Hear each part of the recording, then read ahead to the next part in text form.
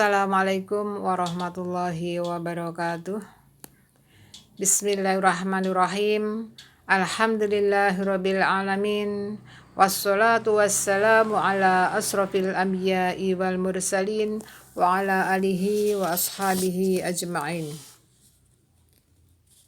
Ibu-ibu yang dirahmati oleh Allah Subhanahu wa taala, pertama, marilah kita panjatkan puji syukur kepada Allah Subhanahu wa taala atas limpahan nikmat iman, nikmat Islam, nikmat sehat, sehingga kita semua sampai detik ini masih bisa melaksanakan puasa Ramadan. Shalawat dan salam semoga tetap tercurah kepada Nabi Agung Muhammad Sallallahu Alaihi Wasallam. Alhamdulillah, kita semuanya pada saat ini masih dipertemukan di bulan Ramadan dan masih bisa melaksanakan puasa Ramadan, di mana puasa memiliki kedudukan istimewa dibandingkan dengan ibadah-ibadah lainnya. Karena puasa mendapatkan ganjaran langsung dari Allah Subhanahu wa taala. Diriwayatkan dari Abu Hurairah, Rasulullah Shallallahu Alaihi Wasallam bersabda, sesungguhnya Rob kalian berfirman, setiap kebaikan diberi pahala sebanyak 10 kali lipat hingga 700 kali lipat. Sedangkan puasa untukku dan aku sendiri yang akan memberi pahala puasanya tanpa batasan jumlah pahala. Hadis riwayat Tirmizi. Demikian istimewanya puasa, sehingga disebutkan bau mulut orang yang berpuasa lebih wangi di sisi Allah daripada wangi misk. Para pemirsa yang dirahmati oleh Allah Subhanahu wa taala, dalam menjalankan puasa tidak semua orang sama pengalamannya. Hal ini sudah dijelaskan oleh Imam Abu Hamid Al-Ghazali dalam kitab Ihya Ulumuddin, bahwa terdapat 3 tingkatan orang berpuasa, yaitu puasanya orang awam atau disebut saumul umum, kemudian puasa khusus atau saumul khusus, dan puasa khusus dari khusus, yaitu saumul khususil khusus. Lantas apa yang disebut dengan puasa umum?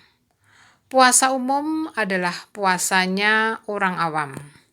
Dalam puasa ini, orang melakukannya untuk mencegah perut dari makan, minum, dan menjaga diri dari godaan syahwat. Jenis puasa ini terbilang tingkatan puasa yang paling rendah.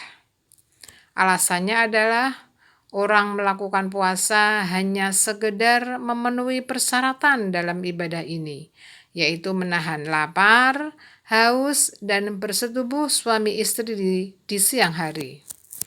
Mereka tentunya tetap mendapatkan balasan pahala walaupun sedikit.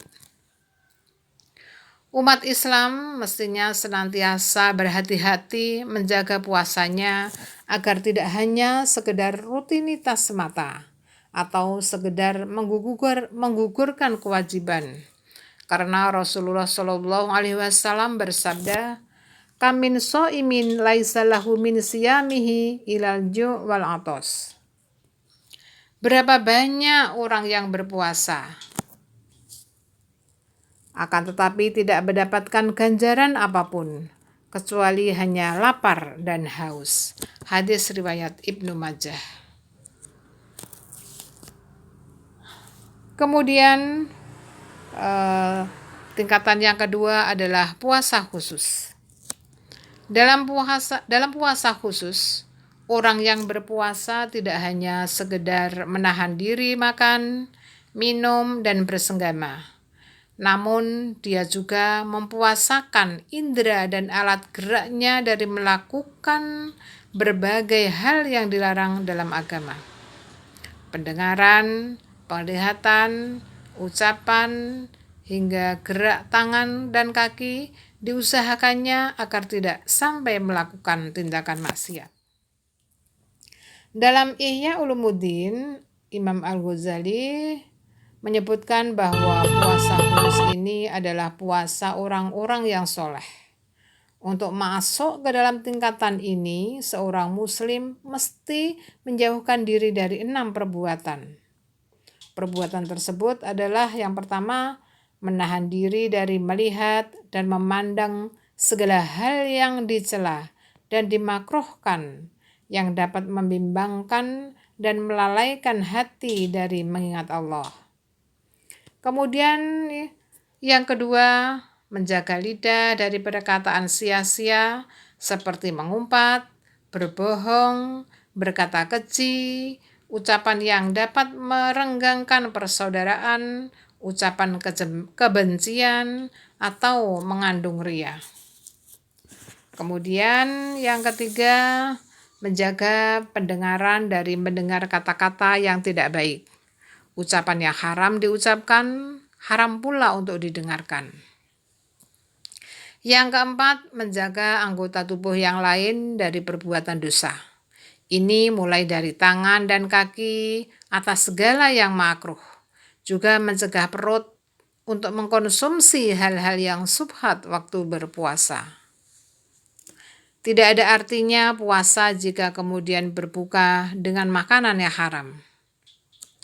Kemudian yang kelima adalah tidak berlebih-lebihan dalam berpuasa, sehingga perut sampai kepenuhan makanan. Yang keenam, mempunyai hati yang diliputi rasa cemas dan harap, karena ketidaktahuan apakah puasanya diterima atau tidak oleh Allah. Dengan demikian, ia akan senantiasa berusaha untuk memperbaiki diri.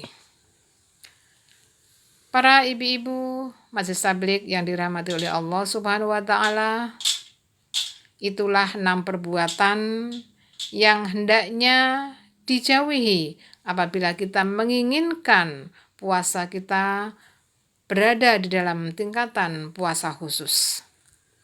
Kemudian puasa yang derajatnya lebih tinggi yaitu puasa yang khusus dari khusus. Puasa saumul khususil khusus ini adalah puasa dalam level nabi-nabi, orang-orang siddiq, dan orang-orang muqarrabin. Dalam puasa tingkat ini, hati berpuasa dari segala cita-cita yang hina, dari segala pikiran duniawi, juga mencegahnya dari selain Allah Subhanahu wa taala. Dia tidak rela saat berpuasa justru lupa dari mengingat Allah. Fokus berpuasanya semata-mata untuk mencari ridho Allah Subhanahu wa taala. Oleh sebab itu, puasa di tingkatan ini adalah yang paling utama. Semoga kita semuanya, ibu-ibu yang mendengarkan pengajian ini, mampu meningkatkan puasanya sampai kepada tingkatan puasa yang paling tinggi, yaitu puasa yang khusus dari khusus. Amin. Ya Rabbal Alamin.